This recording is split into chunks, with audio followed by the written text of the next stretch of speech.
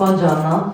My name is Lucia Pavone, and I wanted to give thanks to Dr. V and Theoplex, to Marian Institute, for this incredible opportunity to share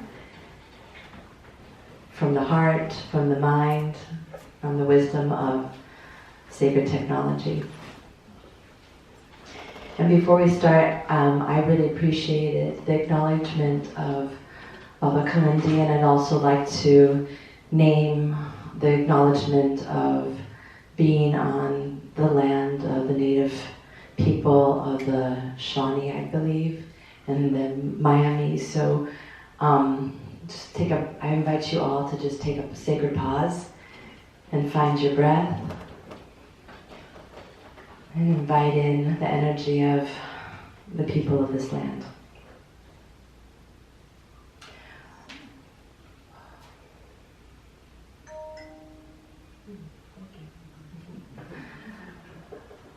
So healing sexual and ancestral trauma with somatic, sexology, and psilocybin. Two very taboo topics: sexuality, sexual energy, and psychedelics. And guess what? I get to put them together.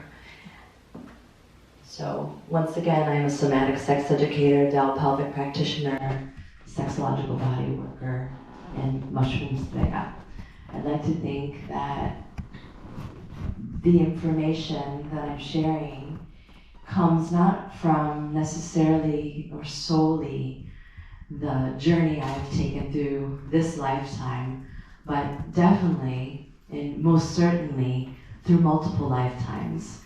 And my own journeys with high doses of sacred technology have surely shown me the ancient technology that was written on the pyramid walls around the sacredness of our sacred bodies, our sexuality. So I may be imparting information that seems new, but truly this is ancient wisdom. I want to give thanks to my mentors, Baba Murumaki, Dr. Juana Kosturkidi, my Unc, Papa Laz, Amber Giante, Welcome Consensus, Institute for the Study of Somatic Sex Education, which have all poured into me, and I am here because of Baba Muru, so thank you, gratitude. And of course, my ancestors, this is the Familia Pavone. I am first generation in this country, and I have a long, rich history. That is actually my mom, that little girl eating grapes down there. And my mother's side of the family. This is me in 1992, where I came to Sicily for the first time and had my own first Kundalini awakening at that time, which I didn't recognize till many, many years later.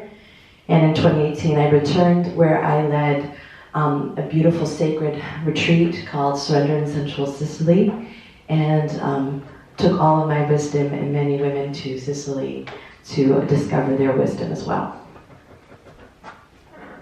And the why, where there's always a reason why we follow our purpose in our sacred journey. This is my baby. This is Zephyra Tulula, and you could see we come from the same cloth, and my mama too. So healing the sacred feminine lineage, the mother line is where a lot of our imprints come through, and this wisdom continues.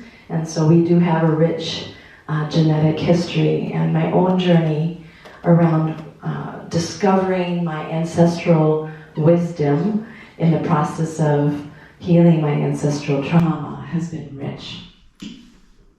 Okay, what is a somatic sex educator? Has anybody ever heard that term, somatic sex educator, before? Okay, great. So somatic sex education is a trauma-informed, body-based, aka somatic, soma means the living body, sex therapy, although I am not a therapist. I do not have that kind of degree, and I'm very grateful for that, because there are a code of ethics that therapists have to go by that do not match with this line of I don't want to say work, with this particular modality. So I teach through body-based experiences to help nurture and deepen and awaken the sensual self. That can include touch, body-informed, consent-based one-way touch, or two-way touching, depending on who I'm working with. So in many senses, this is not a new modality. The ancient priestesses of the temples of Philae, the temple of Dendera in Egypt, and as well as the Hore in ancient Greek and Roman times, were all sacred intimates. And so we use our own energy to channel divine energy through our bodies. So Soma includes the full living body, so not just enlightening the inner pod, what I call the inner apothecary, which is brain-based and scientific-based through the polyvagal theory, but also the ancient wisdom. Okay, so energy of trauma is primarily stored in the muscles and fascia of our body. So this is the representation of where trauma might be stored in your body. And it'd be fair enough to say this is where your wisdom is stored too. So for as much trauma as there is in your body, there is wisdom. Now, going back just a little bit, like, why did I even come into this space of figuring out like how to heal sexual trauma in others? And so it really came from my own journey. Back in 2000, after the birth of my daughter Zafira, I had gone through 4-day labors with the intention of having a home birth, and the final destination was a cesarean section. And what happened during that time was beyond what I could really comprehend. As I was being opened, I felt all of the trauma of all of my ancestors flood into my body. I felt disconnected from my own sexuality, and I wanted to figure out what was going on. So I worked with women, first in supporting them to have vaginal birth after cesarean. I worked as a birth educator, birth photographer, and then started the International Cesarean Awareness Network in Santa Cruz, California, which was where I was living at the time. And through that, I also started a path with my husband on, that's his name is Trevor. We are no longer together. We were on a path of understanding divine sensual connection. So we became sensual researchers in female orgasm in 2003, lived in an intentional community, practiced and wrote and shared and taught for many years on this practice of extended orgasm. And so orgasm, to me, is not necessarily symbiotic with the climax. And this is very important information, and I'll share with you a little bit more why. Okay, ancestral trauma is real. So trauma can leave a chemical mark on a person's genes, which can be passed on to future generations. This is called epigenetics. And so I know Baba Muru often talks about epigenetics, but this is a huge part of how I utilize this information and why I do what I do, because there's such an imprint within our bodies, and a lot of that imprint is stored in the pelvic region, in the muscles. But because we live in these very colonized bodies, where we are told that our sexuality is wrong, where sexual energy is wrong, and because a lot of this is passed on through, our lines, our lineage, and all of us have some type of imprint within our body. And so how do we actually access this imprint, which is stored in the body, when we don't have access to that area because of other traumas? So this process of, the body protecting itself is called armoring. And so one of the things I do as a sexological body worker is I support people to de-armor their bodies. And this is done through breath work, this is done through touch, And in my practice, I utilize psilocybin microdosing as a vehicle and a technology to support the body to come back into its full sensual capacity. Most of us are walking around completely in atrophy in our genitals. When I say most of us, I look at the big picture of the worldview. And this is because the body is made to protect you. The body's only function really is to protect you. And so if your body senses, if your autonomic nervous system senses a trigger or something that is going on in and around you, it will stop and it will protect you. And this is where we get fight, flight, freeze, appease. And this is what we talk about with the body protecting us. So it gets triggered. So when people come to me, you know, there's a lot of reasons why people might come to me, and one of them might be sexual trauma, relationship trauma, or people don't even know what's going on and why they can't access that area. Or in relationships, they've stopped having intimate connection with partners, or with people with penises. Maybe there's erectile dysfunction and there's a complete disconnect, but maybe that person doesn't know that they've actually had some type of ancestral trauma or some type of experience in their life where they have actually imprinted on their bodies. But here's the good thing, is that, like I said earlier, for as much trauma there is in the body, there is that much wisdom. So your body also knows how to come back into wholeness. So I work with people to support them in discovering and unfolding their sexual wholeness. Okay, orgasm is energy. In heightened states of full body orgasm, the peak frequencies of the brain can be altered, much like being in a hypnagogic state. So hypnagogic is an altered state, and when we enjoy a journey of sacred technology or fungi, sacred fungi, we also go into a hypnagogic state. So back in 2017, my husband and I were part of an incredible research experience with neuroscientist Dr. Juan Costurquidi, and rest in peace, the late Dr. Juan. We worked with my QEEG readings, my brain readings. So in this particular research, what we did was my husband and I, we, in a 20-minute increment, produced orgasmic energy in my body through him stroking my clitoris. So it's very still, so brain readings could be read. And a lot of times people say, well, if you're in an orgasm, aren't you flailing around? A lot of times people misconstrue orgasmic energy, which is what Baba Muru was talking about, that life force fluid energy, and climax. Climax is the release of that energy.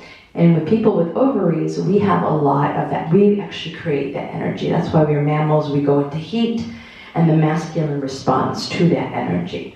So my body was in heat, or in full body orgasm for 20 minutes, and then there was a self-touch component. And so we took my brain wave readings with the baseline reading, and what we found was, in this time, my peak frequencies, the frequencies that we took at the baseline, actually changed. They changed, and my body was put into a state of theta state and started to heal itself. And so the great thing about Dr. Juan is that his primary research over the past 25 years was taking QEEG readings of shamans around the world and people who took psychedelics. He himself was a shaman, and towards the end of his life, he launched me on Bufo, and I was starting to apprentice with Dr. Juan as well with 5-MeO-DMT. So orgasm is the breath of God. So mushrooms are everywhere. This isn't new information, but it might be new to you. So these are all pictures I've taken across my travels: the Temple of Philae, Demeter, Persephone in Sicily. You can see Demeter, giving her daughter Persephone psychedelics. So there's a long-standing wisdom and mystery around the divine feminine kundalini energy and healing with our own bodies that in these times is becoming much more appreciated. But 20 years ago, if I should say the word orgasm or clitoris, people would cringe. And so it's been a long-standing time. I'm just so grateful that we're at the time in our society where I can actually come to an academic university and have these types of conversations. And we need them more now than ever, because your pleasure is your greatest form of resistance. Once again, here's the Temple of Philae, Egypt. And by the way, when I've gone to these locations, I've always brought sacred technology with me. So one of the ways I'm able to connect with the temples and the energies of the temples is through technology. So I also get that benefit of having that experience put into my genetic coding as well. Okay. If you want to know a little bit more about this, I wrote a short paper about this. To the best of my knowledge, combining somatic sex education tools such as sexological body work with the use of psilocybin mushrooms to heal sexual and ancestral trauma is a new concept, but it's not. Sex and psychedelics have been explored generally with the focus on pleasure-based experiences. And I have not encountered extensive research on the topic, on the use of sacred technology and somatic practices like genital de-armoring and such. So my training in somatic sex education, sexological body work, does not condone the use of psilocybin and does not teach this. So this has been a complete journey of my own healing, where I decided to impart this information into my body, and I started microdosing back in 2018 again. But I have been a user of entheogens since I was 27, so I'm 50 now. So for a long time. My first mushroom journey was in the Apache Junction desert in Arizona, where somebody said, like many people, here's some mushrooms, take these and go take a walk into the desert.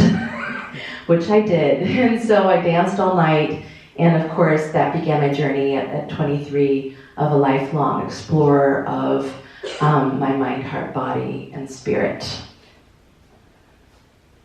And I believe that's it. So in conclusion, this journey of healing the soma, the living body, when we can't access it solely through desiring to shift and embody our sexuality, can be made simpler and more pleasurable when we utilize psilocybin microdosing and touch at the same time. And why touch? Because touch allows our brain to actually feel all the parts of our body, and it tells our brain that we're safe. We're safe enough. We're creating safety within. We can't come to a space, you hear that term, oh, this is a safe space. Well, actually, it's probably not, because your body has been programmed, and many people have been already programmed through epigenetics to face the world with anxiety, and that's not your normal state of being.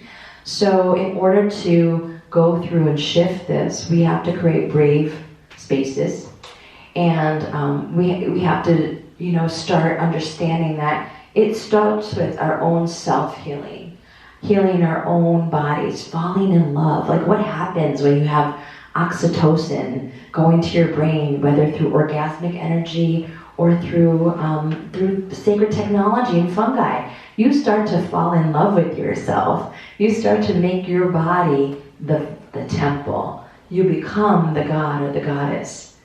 And that is why this journey of combining the two neuroreceptors of orgasmic energy and psilocybin is so important. And once we get to that place within ourselves of being able to feel. Feeling is healing. And then we can jump into those high doses, and that's a whole nother realm. So, thank you so much. It's a pleasure.